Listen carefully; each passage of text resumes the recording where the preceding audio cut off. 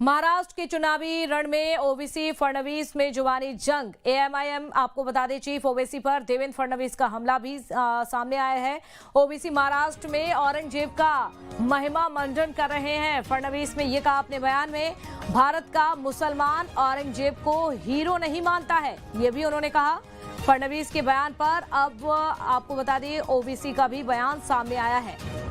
तो लगातार बयानों का यह सिलसिला जो है जारी है। महाराष्ट्र में चुनाव है, ऐसे में ओवैसी और फडणवीस के बीच में जुबानी जंग भी और भी ज्यादा अब तेज हो चुकी है। वार पलटवार का दौर लगातार महाराष्ट्र की राजनीति में देखने को मिल रहा है।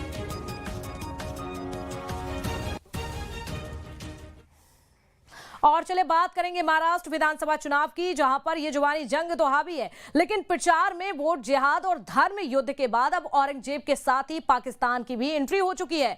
चुनावी रण में फडणवीस और ओवैसी के बीच में शब्दों के तीखे तीर कैसे चल रहे हैं, इस रिपोर्ट में आपको दिखाते हैं।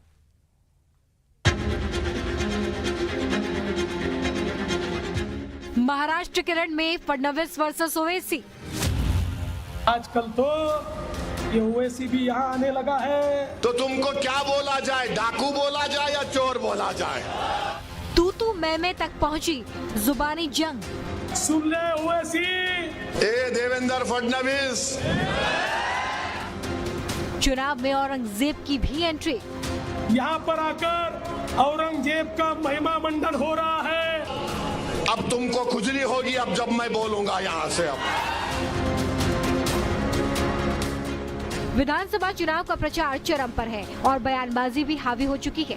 20 नवंबर को मतदान होना है, लिहाजा धुआंधार रैलियां हो रही हैं और एक दूसरे पर तीखे हमले भी बोले जा रहे हैं। सबसे आक्रामक जुबानी जंग महाराष्ट्र के डिप्टी सीएम देवेंद्र फडणवीस और एआईएमआईएम चीफ ओवैसी के बीच छिड़ी है।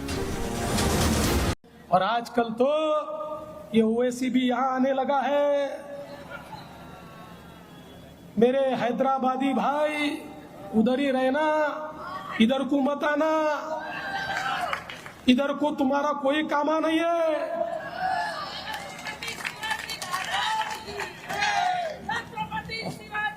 अरे भाई, मैं समझ नहीं पा रहा हूँ ये क्या यहाँ पर हो रहा है। यहाँ पर आकर हमको धमकियां दी जा रही है। सुन ले, अबे तू सुन ले मेरी बात को। अब तुम होंगे देवेंद्र फडणवीस, तुम फडणवीस हो इसलिए तुम मुझसे कह रहे हो। अरे मैं किसी के पैर के पास बैठकर भीख नहीं मांगता, मैं अल्लाह की बारगाह में सर झुकाकर दुआ करता हूं। भीख मांगूंगा मेरे रब से जो जमीन आसमान का खालिक है। मेरे मुकद्दर में कामयाबी है तो कोई माइकल लाल उसको नहीं रोक पाएगा इंशाअल्लाह ताला। चुनाव प्रचार में तू मैं वाली ये लड़ाई औरंगजेब तक पहुंच चुकी है। फडणवीस ने नाम लेकर ओवैसी पर वार किया। बयानों के सारे सियासी घमासान अभी थमने वाला नहीं है। प्रचार में अब एक हफ्ते से भी कम वक्त बचा है और इसलिए सियासी संग्राम परवान चढ़ रहा है और बात रजाकारों तक पहुंच गई है। आकर गैर जरूरी मेरा नाम अपनी जबान पर लाए। हाँ, देवेंद्र फडणवीस बोले, सुनो ओवैसी, ए देवेंद्र फडणवीस, याद रखो तुम मेरी जबान का मुकाबला नहीं कर सकते ना। अगर तुम मोदी अमित शाह भी बैठ गए तो मेरी जबान का मुकाबला नहीं कर सकते। ऐसा है, ये रजाकारों के वंशज है। जिन रजाकारों ने हमारे तमाम मराठवाड़ा के लोगों पर अत्याचार किए, जमीनें लूटी, जिन्होंने हमारी महिलाओं की अस्मत को लूटने का प्रयास किया, हमारे परिवारों को तहस नहस किया, ये उनके वारिस है। ये किस मुंह से हमसे बात करेंगे? ओवैसी और फडणवीस के बीच चल रही इस लड़ाई का असल मकसद वोट बैंक है।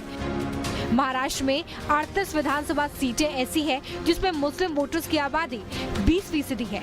इसमें से 9 सीटें ऐसी हैं जहां मुस्लिम आबादी 40% से ज्यादा है। 2019 में इन मुस्लिम बाहुल 38 सीटों में से 11 पर बीजेपी, 11 पर कांग्रेस को जीत मिली थी, जबकि 9 सीटों पर शिवसेना एनसीपी को 3, जबकि समाजवादी पार्टी और एआईएमआईएम को 2 सीटों पर जीत मिली थी। इस बार महाराष्ट्र में गठबंधन के समीकरण अलग हैं और इसलिए राजनीति भी अलग तरीके से हो रही है। जीत हर कोई चाहता है, लिहाजा वो तमाम दांव पेच इस्तेमाल किए जा रहे हैं जिनकी बदौलत जीत हासिल की जा सके।